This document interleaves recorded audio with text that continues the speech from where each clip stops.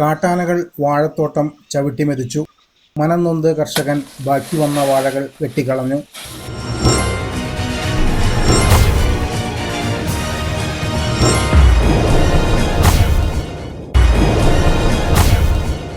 തുടർച്ചയായ 5 ദിവസം കാട്ടാനകൾ കൃഷിയിടത്തിലെത്തി വാഴത്തോട്ടവും മറ്റ് കൃഷികളും നശിപ്പിച്ചതിനെ തുടർന്ന് നട്ടുവളർത്തിയ വാഴകൾ കർഷകൻ തന്നെ വെട്ടിക്കളഞ്ഞു.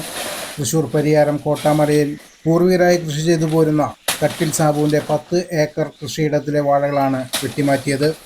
ഞാലിപ്പൂവൻ, നേന്ത്രൻ, റോബസ്റ്റ് തുടങ്ങിയ കുലച്ചതും കുലയ്ക്കാറായതുമായ 650-ലേറെ വാഴകളാണ് തോട്ടത്തിൽ ഉണ്ടായിരുന്നത്. ഇതിൽ 500-ലേറെ വാഴകൾ കാട്ടാന നശിപ്പിച്ചു. ഇതിൽ മനംനൊന്താണ് ബാക്കി വന്ന വാഴകളും വെട്ടിക്കളഞ്ഞത്. വാഴകൾ നശിപ്പിക്കുന്നതിന് പുറമെ മറ്റ് കൃഷികളും നശിപ്പിക്കുന്നു.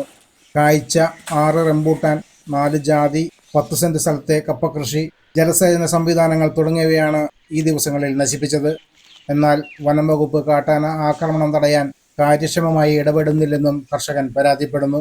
പൂർവികർ അരനൂറ്റാണ്ടിലേറെ കാലം കൃഷി ചെയ്തെങ്കിലും കഴിഞ്ഞ 10 വർഷം മുമ്പാണ് കാട്ടാന ശല്യം തുടങ്ങിയത്. ശല്യം തുടങ്ങിയതോടെ മതിൽ കെട്ടിയും വൈദ്യുത വേലി സ്ഥാപിച്ചും കൃഷിയിടം സംരക്ഷിക്കുന്നുണ്ടെങ്കിലും കഴിഞ്ഞ 3 വർഷമായി ശല്യം രൂക്ഷമാണ്. കാട്ടാനകൾ ഓരോ തവണയും വലിയ സാമ്പത്തിക നഷ്ടമുണ്ടാക്കിയാണ് മടങ്ങുന്നത്.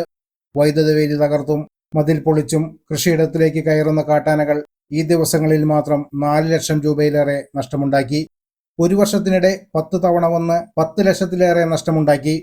ഇതിന് ഏറിയാൽ 1.5 ലക്ഷമേ നഷ്ടപരിഹാരം ലഭിക്കൂ. കഴിഞ്ഞ വർഷം ഇൻഷുർ ചെയ്ത വാഴകളുടെ നഷ്ടപരിഹാരം ഇനിയും ലഭിച്ചിട്ടില്ല.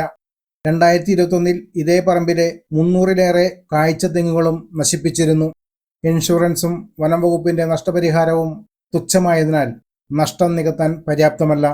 വനം വകുപ്പിന്റെ വൈദ്യുത വേലി തകർത്താണ് കാട്ടാനകൾ ജനവാസ മേഖലയിലേക്ക് ഇറങ്ങുന്നത്. കാട്ടാനകളെ തടയുന്നതിന് തകർന്ന വൈദ്യുത വേലികൾ സമയോചിതമായി പ്രവർത്തനക്ഷമമാക്കുന്നില്ലെന്നും സാബു പരാതിപ്പെടുന്നു. ഞങ്ങൾ ഒരു 50 വർഷമായിട്ട് എൻ്റെ ഫാദറും ഗ്രാൻഡ് ഫാദറൊക്കെ ആയിട്ട് ഇവിടെ കൃഷി ചെയ്തുകൊണ്ടിരുന്ന ആൾക്കാരാണ്. അപ്പോൾ ഈ ലാസ്റ്റ് കുറച്ച് വർഷങ്ങളായിട്ട് വളരെയധികം നാശമാണ്. ഇപ്പോൾ റീസെൻ്റ്ലി ഇപ്പോൾ എൻ്റെ ഈ 4-5 ദിവസമായിട്ട് എൻ്റെ പറമ്പിൽ ആന വന്ന് ഈ കാണുന്ന 500-600ഓളം വാഴ ഏകദേശം നശിപ്പിച്ച് ഒരു 100 വാഴ ഉണ്ടായത്. എനിക്ക് ഇനിയിപ്പോൾ അത് നിർത്തി കഴിഞ്ഞ് ഇനിയും വരുമോ എന്നുള്ള പേടി കൊണ്ട് ഞാനിപ്പോൾ ഒന്ന് വെട്ടി അവസാനിപ്പിച്ചിട്ടുണ്ട്. നമ്മളുടെ പറമ്പിനോട് ചുറ്റും മതിലുണ്ടായിരുന്നു, മതിലും തട്ടി കളഞ്ഞിട്ടാണ്, ഫെൻസിങ്ങും ഉണ്ടായിരുന്നു, അതും കളഞ്ഞിട്ടാണ് ഇപ്പോൾ വന്നേക്കണത്. അപ്പോൾ വാഴ എല്ലാം തീർന്നു. ഞാൻ എൻ്റെ കൃഷി ഞാൻ അവസാനിപ്പിക്കുകയാണ്. ഇന്ന് 100ഓളം വാഴ ഞാൻ തന്നെ വെട്ടിക്കളഞ്ഞു എന്ന് പറഞ്ഞാൽ എൻ്റെ ഇനിയിപ്പോൾ അത് നിർത്തി കഴിഞ്ഞാൽ വീണ്ടും വരില്ലേ. അപ്പോൾ ഇത് എനിക്കറിയില്ല, ഇനിയിപ്പോൾ എങ്ങനെ ജീവിക്കണം എന്നൊന്നും എനിക്കറിയില്ല. അതിന് നമ്മുടെ ആളുകളൊക്കെ, നമ്മുടെ രാഷ്ട്രീയക്കാരോ ഉദ്യോഗസ്ഥരോ അതിനൊരു മറുപടി പറയുകയാണെങ്കിൽ വളരെ നന്നായിരുന്നു എന്നാണ് എനിക്ക് പറയാനുള്ളത്.